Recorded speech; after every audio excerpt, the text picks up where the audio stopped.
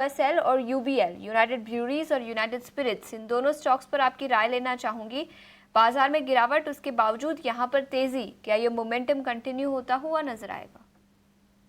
Well आशीषा, सबसे पहले यहाँ पर यूनाइटेड स्प्रेड की बात करते हैं और मुझे लग रहा है कि ये मोमेंटम जो है वो सस्टेन होता हुआ नजर आएगा नहीं, बिकॉज हायर साइड में जो है वो अभी भी एक रेजिस्टेंस यहाँ पे फेस होता हुआ नजर आ रहा है, which is near around 1360।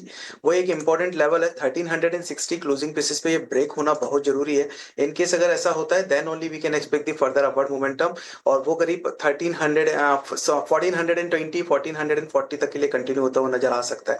But अभी चूंकि यहाँ पर ये एक शॉर्ट कवरिंग मूव जो है वो हमें नजर आ रहा है, मोमेंटम रीडिंग्स पर फोकस करें तो वो अभी भी जो है वो डाउनसाइड मोमेंटम्स को इंडिकेट कर रहे हैं। साथ ही साथ में आज के ट्रेडिंग सेशंस में जो मोमेंटम आया है वहां पर वॉल्यूम सपोर्टिव नजर नहीं आ रहा है। तो मुझे लग रहा है कि हो सकता है 1350 1360 अराउंड दैट लेवल से वापस से एक प्रेशर जो है वो कंटिन्यू होता हुआ पर्टिकुलर स्टॉक पे नजर आए। इसके बाद हम बात कर रहे हैं दूसरे स्टॉक की, जो कि है यूबीएल। एंड यूबीएल में जरूर यहाँ पर एक थोड़ा सा साइडवेज मोमेंटम कंटिन्यू होता हुआ दिखाई दे रहा है। लोअर साइड में अगर मैं देखूं तो करीब 1940 वो एक इंपॉर्टेंट लेवल बना हुआ, which is acting as an immediate support for the particular trend.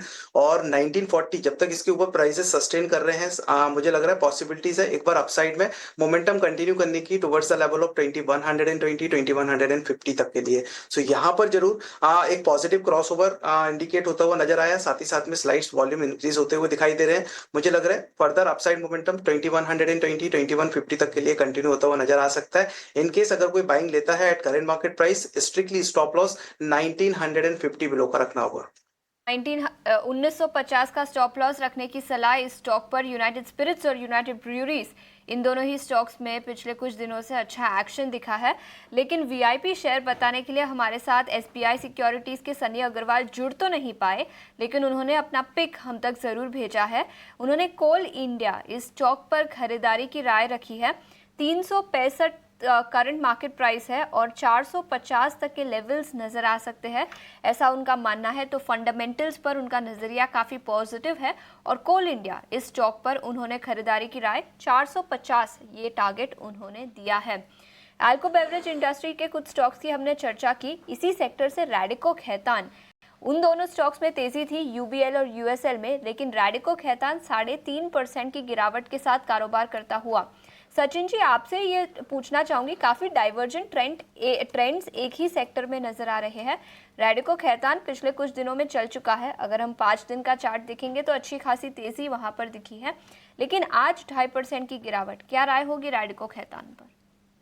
Well आशीषा ji, lower side से एक अच्छा मोमेंटम हम ऑलरेडी यहाँ पर स्टॉक में देख चुके हैं। और अगर हम अदर स्टॉक्स की यहाँ बात करें तो यूबीएल और यूनाइटेड स्प्रेड्स की, वो यहाँ वहाँ पर यूनाइटेड स्प्रेड्स अभी भी लोअर साइड में मोमेंटम्स कंटिन्यू करता हुआ दिखाई दे रहा था, जिसके चलते आज एक शॉर्ट कवरिंग मूव देखा है। वहीं यूबीएल थोड़ा सा साइडवेज है, बट उसके कंपेरिजन में अगर रेडी को देखें सो वो प्रायर वीक में ऑलरेडी एक अच्छा momentums around the level of 1840 1850 के आसपास से हम उसके अंदर देख चुके हैं।